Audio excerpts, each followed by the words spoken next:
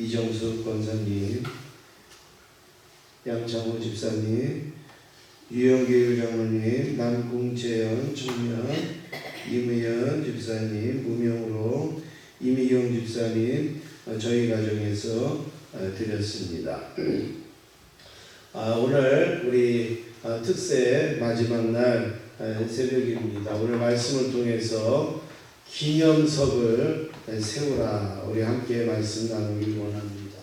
찬송 중에 이런 찬송이 있지 않습니까? 나의 영원하신 기업 생명보다 귀하다, 이런 찬송이 있는데, 여기에 보면 하나님이 영원히 나의 기업이 되시기를 구하는 찬송 아닙니까? 나의 영원하신 기업 생명보다 귀하다. 그러니까 한 번의 기업이 아니라 영원하신 기업, 영원하신, 나 하나로서가 아니라 내 후손에게까지 영원히 기업이 되시는 하나님을 찬송하고 있다라는 말씀입니다.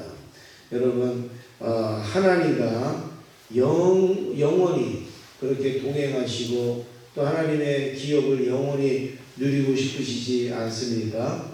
그러면 기념석을 세우라, 성경에 그렇게 말씀합니다. 지금 내가 한번 홍해를 걷는 걸로 만족하고 요단강으로 걷는 걸로 만족한다면 괜찮지만, 그런 하나님의 축복과 은혜가 영원히 되기를 원한다면 뭘 세우라고요? 기념석을 세우라, 이렇게 말씀을 하는데, 20절 말씀을 우리 같이 읽으시겠습니다. 20절입니다. 시작. 가져온 열두를 길가에 세우고. 지금 하나님은 요단강을 건너게 하신 다음에 요단강에서 가져온 12돌을 길갈에다 세우라. 이게 뭐냐면 기념석이에요. 길갈에다 세우라 그랬는데, 이 요단은 뭐죠? 산이에요, 강이에요? 강이에요. 그러면 강이 이렇게 흘러오잖아요. 그 홍해는 바다죠. 그리고 요단은 강이에요, 강. 홍해하고 요단하고는 약간 다른, 홍해는 바다로 이렇게 차 있는 거고, 요단은 뭐예요? 강이에요. 그래서 위에서부터 이렇게 흘러 내려오는 그런 물 아닙니까? 그런데 하나님께서 이 요단을 어떻게 건너가게 하셨습니까? 요단을 딱 이 언약궤를 맨 제사장이 언약궤를 메고 발을 디디니까, 성경대로 말씀드리면 물이 위에서부터 멈췄다. 강물은 그렇게 고여있는 게 아니라 흘러오잖아요. 그러니까 위에서부터 내려오던 물이 멈췄다. 그리고 이 물들이 어떻게 되느냐, 계속 내려오니까 어떻게 해요? 쌓였다. 이렇게 물이 쌓였다라고 말씀을 하고 있습니다.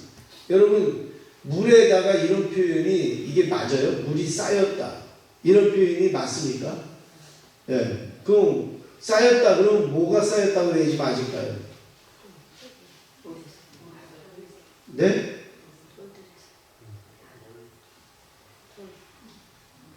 물 그러면 눈 이래야 되지 않아요? 뭐 돌 뭐 이런 게 아니라, 물 그러면은 뭐가 보여? 눈은 쌓였다 할 수 있어요. 쌓아놓을 수 있어요, 눈은.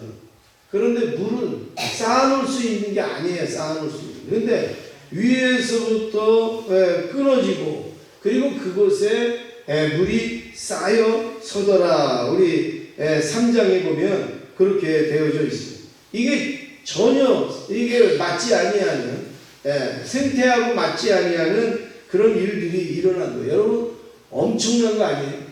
이 이스라엘 백성들이 요단으로 건너간 것도 대단하지만, 이 물이 쌓여있는 이 광경만 봐도 엄청난 일 아니겠냐 말이에요. 그런데 여러분, 요단만 그런 게 아니라 우리의 삶 속에 여러분 이런 일들 많이 겪지 않으셨어요? 나는 물이 쌓이고 한 번도 못 봤는데, 그런 내용이 아니라 우리의 삶 속에 물이 쌓이는 것과 같이 정말 우리 사람의 힘으로나 사람의 생태로나 이런 것으로 감당하지 못하는 것들이 물이 쌓이듯이 하나님께서 해결하여 주시는 것을 우리가 경험할 때가 얼마나 많이 있냐 말이에요. 너무너무 많이 있어요. 정말 우리의 건강이나 아니면 우리의 자녀들이나 아니면 우리의 또 물질이나 아니면 우리의 어떤 생활이나 또 아니면 비전이나 우리의 꿈 같은 데서 이렇게 물이 흘러야지 정상인데 물이 이렇게 쌓이는 것 같은 그런 하나님만이 하실 수 있는 하나님만이 주실 수 있는 놀라운 은혜를 우리가 경험하는 경우가 많이 있지 않습니까? 그런데 이런 일을 하신 다음에 하나님이 뭐라고 그러시냐, 요단 강에서 건져온 돌 12돌을 가져다가 뭘 세우라고요?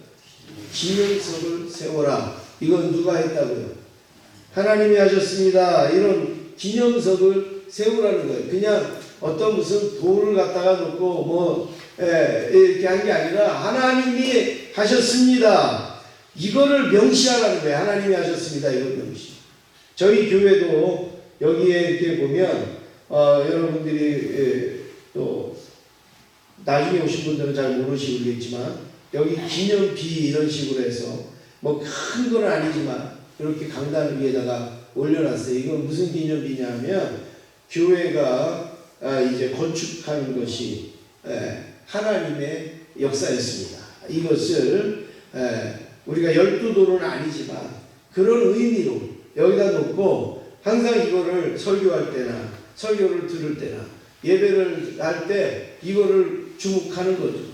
그래서 하나님이 하셨구나 이것을 깨닫는 그런 의미로 여기에 이렇게 해놨습니다. 여러분 그렇습니다. 하나님이 하신 일에 하나님은 기념석을 세우라. 이거는 뭐 하나님을 자랑하라 그런 내용이 아니라 기념석을 세우라는 것은 다른 의미가 있어요. 하나님의 의도가 있어요. 왜 기념석을 세우라고 하시는지 의도가 있는데 첫 번째로 왜 기념석을 세워야 하는가 우리가 살펴보면 우리 성경 한번 보시겠습니다. 민수기 14장 22절입니다.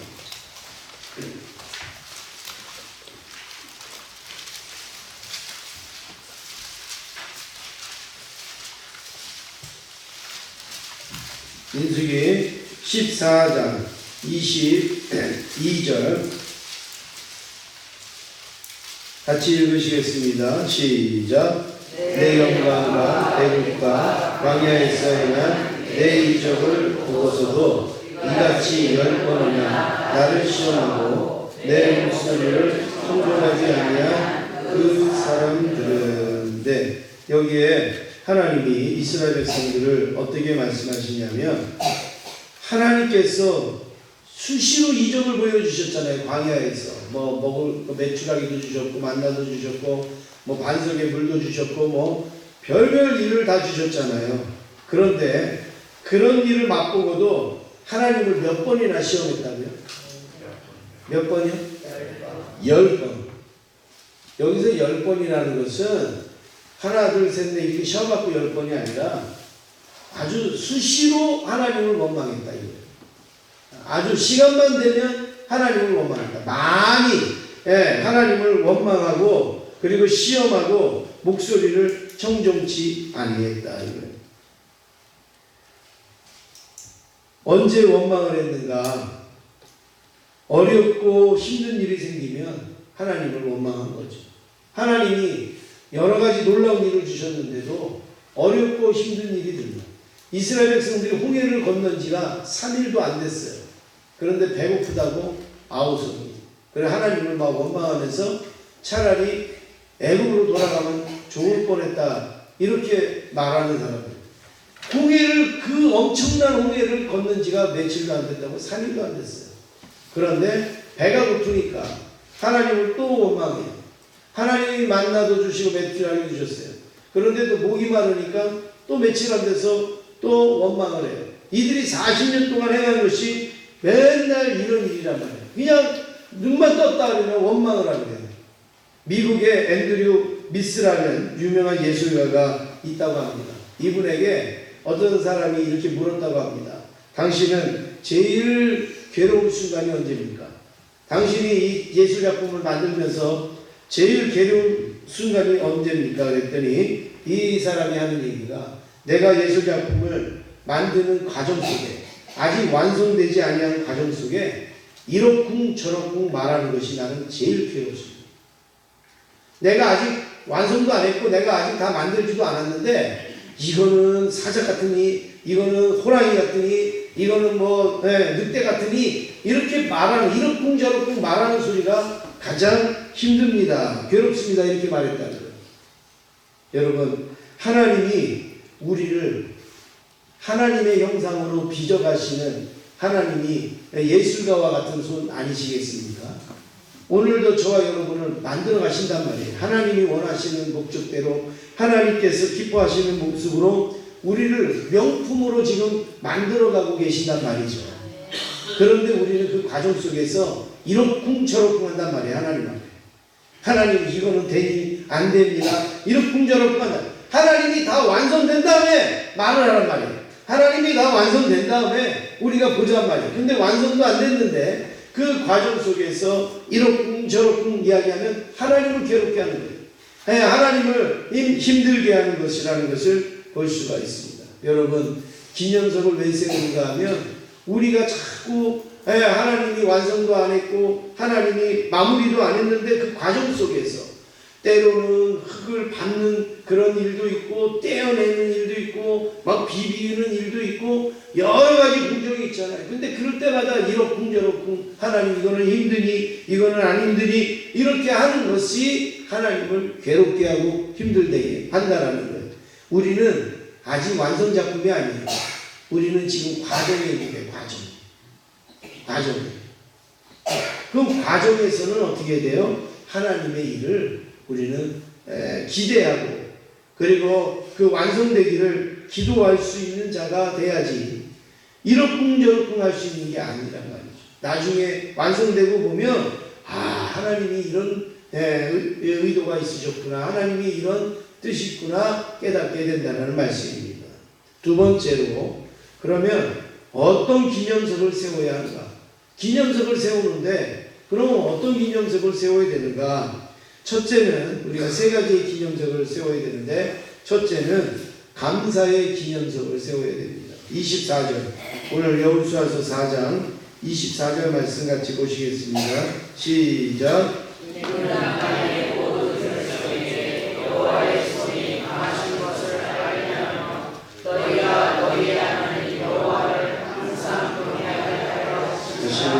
하나.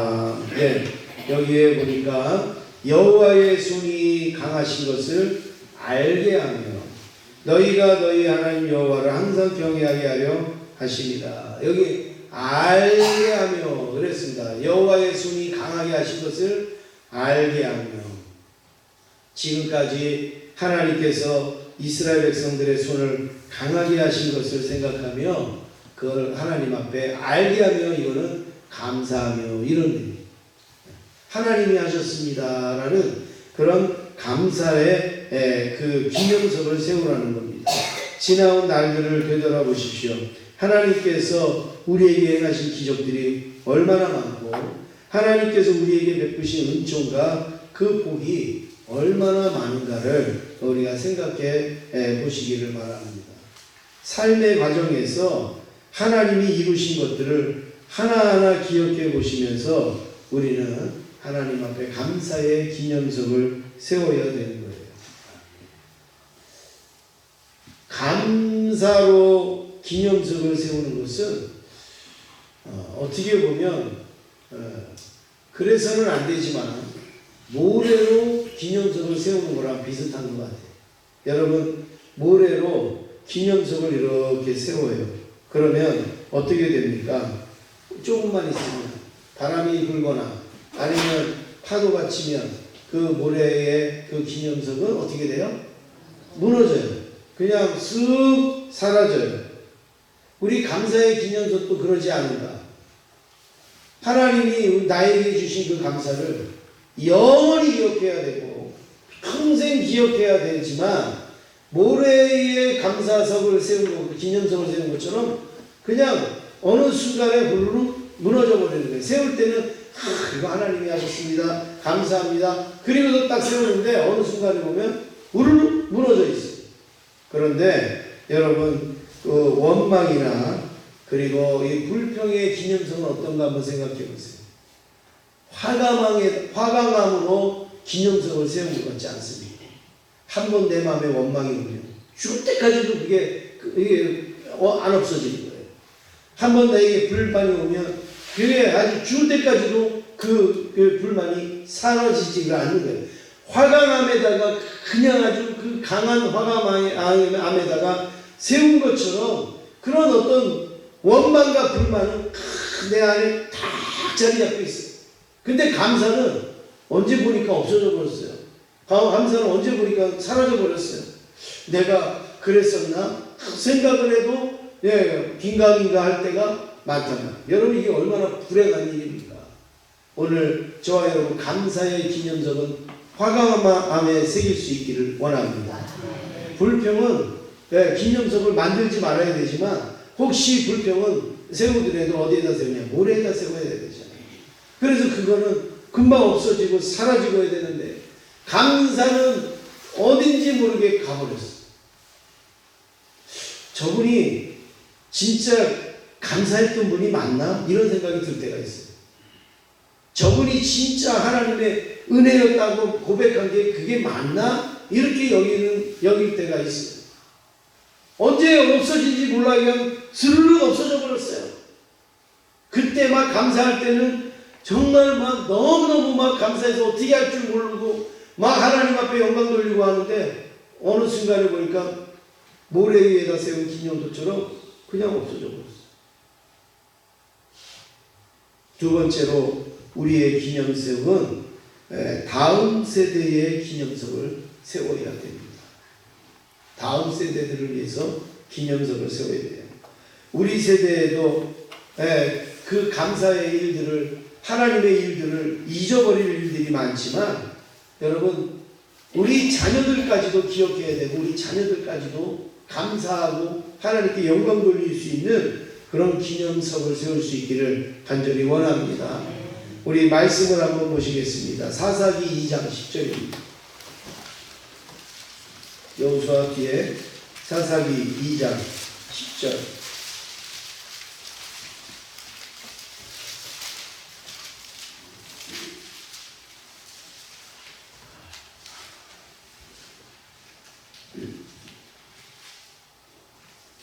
같이 읽겠습니다. 시작.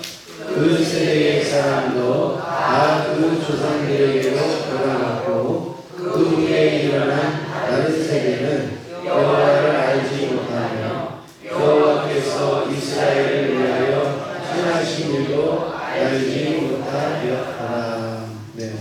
여기에 보니까 그 성경을 잘 보세요. 그 세대의 사람도 이게 뭐예요?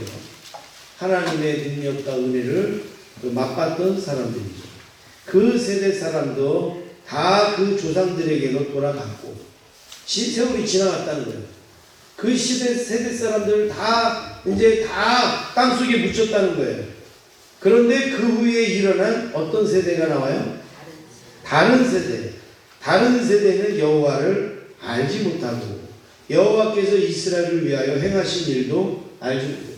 왜 그 세대는 아는데 그 다음 세대, 다른 세대는 왜 알지 못합니까?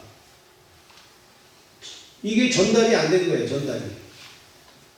하나님의 은혜가 나에게서 망각되어져서 내 다음 세대 후손들에게 전달이 안 되는 거예요.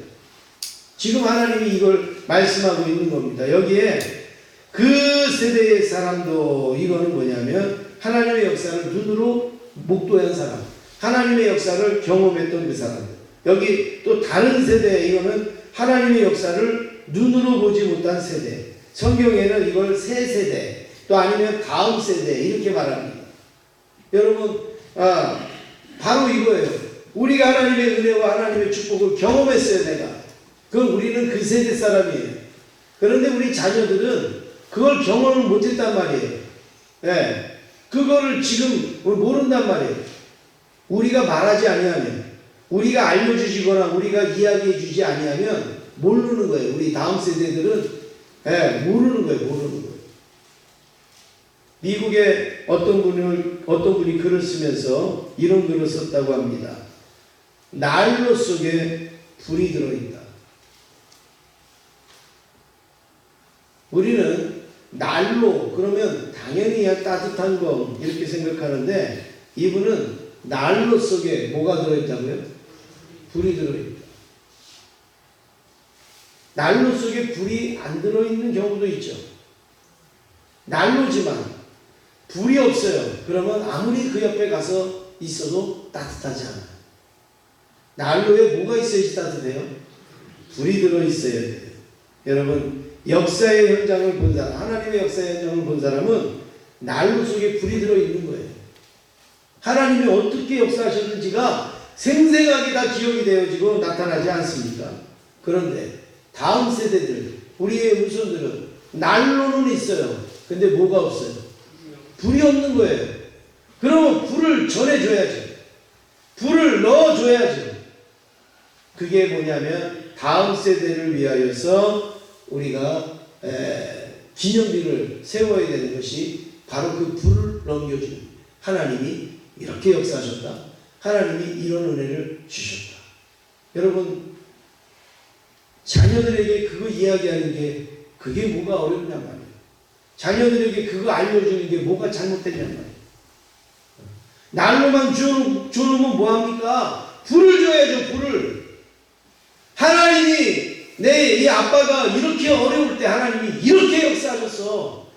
엄마가 이렇게 힘들 때 하나님이 이렇게 역사해줬고, 우리 가정이 이렇게 고민할 때에 하나님이 이런 은혜를 내려주셨어. 이 불을 자녀들에게 전해줘야죠. 그냥 부모에게서 그쳐버리면 그것은 난로는 줄지 몰라도 불이 없기 때문에 아무 소용이 없는 그런 난로가 된다라는 겁니다. 여러분, 우리 옛날에 우리 부모님들은 이걸 잘했어요. 뭘 잘했는가? 우리 옛날에 부모님들이 돌아가시기 전에 아니면 살아계실 때도 자녀들한테 뭐라고 얘기해요? 뭘 가르쳤어요? 우리 한국의 부모님들이 자녀들에게 뭘 가르쳤습니까? 제사 지내는 거 가르쳤어요. 내가 죽거든 너 꼭 제사 지내라. 그렇죠?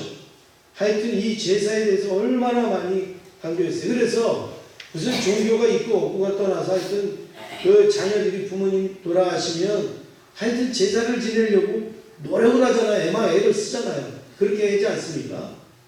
막 군대 가면 추석이 되고 뭐 명절이 되면 그냥 그 말 안 듣던 자녀들도 그냥 북어대가리 놓고 그 부모님 고향을 향해서 제사 지내면서 한단 말이에요. 그 아주 제사 지내는 거는 아주 기를 쓰고, 그러니까 결혼해서도 자기 아내가 예수 믿고 이래도 제사는 지내야 돼 막 이러면서 막 그냥 해가지고 제사를 막 지내잖아요. 그 우리 한국의 부모들은요 그걸 잘했단 말이에요. 후손들에게 자기 장래를 준비시키는 일을 했대. 자기 장래. 여러분, 여러분들이 돌아가시면 여러분들 자녀가 믿음으로 여러분들의 장래를 치를 걸로 그렇게 여러분 준비하고 계십니까? 우리 자녀들이 내가 죽으면 나를 정말 내 장례식을 믿음으로 그렇게 드리겠냔 말이에요. 한번 잘 생각해 보세요. 어머니는 교회 다녔고 어머니는 예수 믿었고 아버지는 그렇게 했지만 뭐 나는 안 믿으니까 뭐 나는 뭐 그냥 내 식대로. 여러분, 우리가 이거 심각한 거 아니겠어요? 내 자녀에게 적어도 내 장래는 맡길 수 있어야 되잖아요. 근데 전혀 그거하고 상관없는 동떨어진 삶을 살아간다. 여러분, 이거 정말 심각한 문제라는 거예요. 우리 다음 세대들이 내가 경험한 하나님을 만날 수 있는 그런 세대들로 기념석을 딱 세워놓고, 봐라, 나는 하나님이 이렇게 역사하셨다. 너희들도 하나님이 이렇게 하실 거다. 이거를 인지시켜야 된단 말이죠. 마지막으로 세 번째, 우리가 기념석을 왜 세우는가? 자축 기념석을 세우지 말라는 겁니다. 자축 기념석. 다시 말해서 하나님께 영광을 돌려야 되고 하나님께 감사해야 되는 것을 내 것으로 만들지 말라는 거예요. 기념석을 딱 세워놔. 여기 자녀들이 뭐라고 물어보느냐? 우리 21절 우리 같이 읽겠습니다. 21절입니다. 시작. 말하여 이르되 후일에 너희의 자손들이 그들의 아버지에게 묻기를 이 돌들은 무슨 뜻입니까 하고. 자기들이 맨날 물어보는 거예요. 아버지 이 돌들이 무슨 뜻입니까? 이게 무슨 의미입니까? 그거 왜 세워놨느냐? 내가 이거 이렇게 끄던 그렇게 말하지 말라는 거예요. 누가 하셨다고요? 하나님이 하셨다. 자축 기념비를 세우지 말라는 거예요.